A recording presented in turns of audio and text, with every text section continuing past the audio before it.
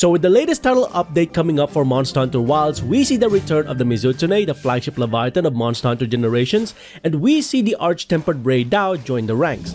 Alongside this, Zoshia will join the high rank difficulty.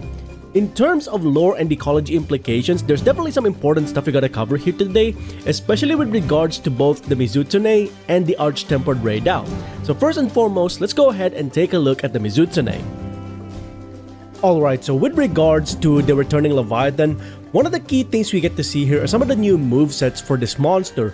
But what's very important regarding the lore and ecology of this individual is this very brief scene right here where we see the Mizutsune burst into blue flames. This is a very important element of the monster because the blue flames indicate that this individual has the abilities similar to that of its deviant form, the Soulseer Mizutsune.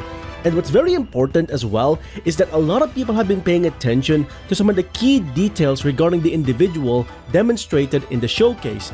This one in particular that bursted into blue flames has scarring all over its body, which means it's a tempered monster.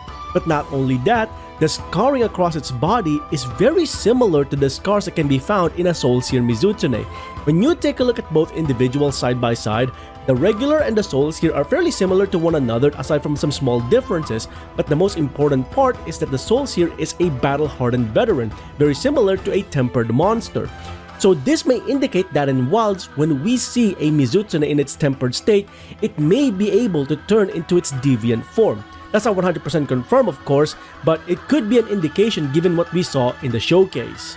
Now what's fascinating is that this isn't the first time they brought a variation of a monster in a permanently tempered state if we do see the Mizutsune's deviant form in Wilds as being exclusively tempered.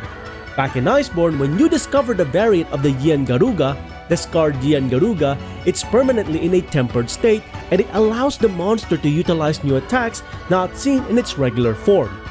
Since the Mizutsune in Wilds is capable of transforming into its deviant form mid-hunt, it would be awesome if they kept it exclusively to its tempered state, as the scarred body of a tempered monster actually justifies the Mizutsune becoming Soulseer in the middle of a hunt. Next up, let's talk about Arch-Tempered monsters.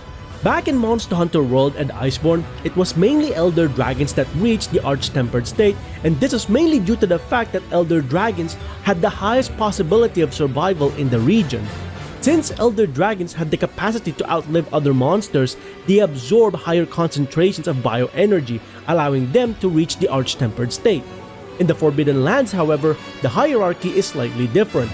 The upper echelon of monsters discovered in the Forbidden Lands are the Apex Predators, as there are currently no Elder Dragons discovered in the region to challenge the reigning Apex Predators of each area.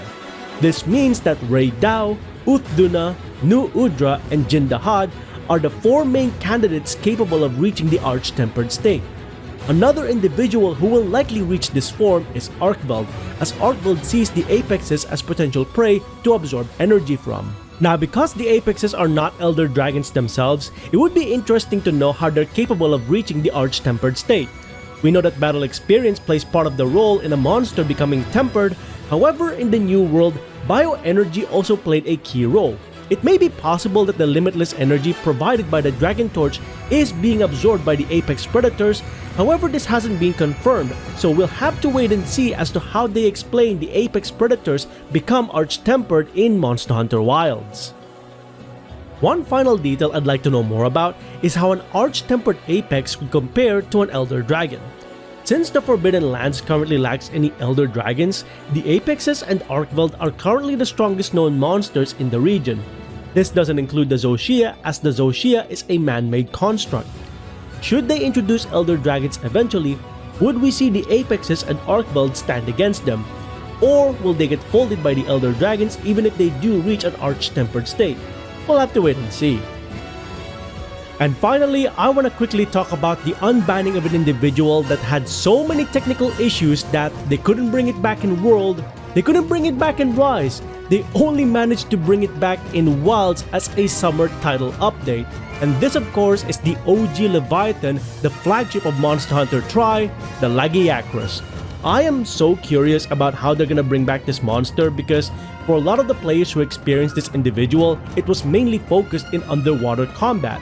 They brought it back in Generations and Gen Ultimate, But basically what they did here is they took the normal monster and gave it the subspecies moveset, which is mostly focused on land. So I'm curious once again to see how they've evolved the combat abilities of the Lagiacrus, especially since we don't have underwater combat even in Wilds. So yeah, I can't wait to see more of the Lagiacrus. I hope they do showcase more of it at some point in the future. And that's pretty much everything I wanted to cover in today's video. We'll be experiencing the title update soon enough, but for now, what are your thoughts regarding the upcoming title update and returning monsters? And do you have any monsters you'd like to see return in Wilds? Do let us know your overall thoughts and opinions regarding everything we've covered here in today's video. And as always, if you enjoyed these videos, please consider hitting the like on the video itself, leaving a comment down below, and subscribing to the channel so you can go ahead and catch up on any other content that I might be doing in future. Until then, I hope you enjoyed this video. Thanks ever so much for watching, and I'll see you next time. Onward and upward.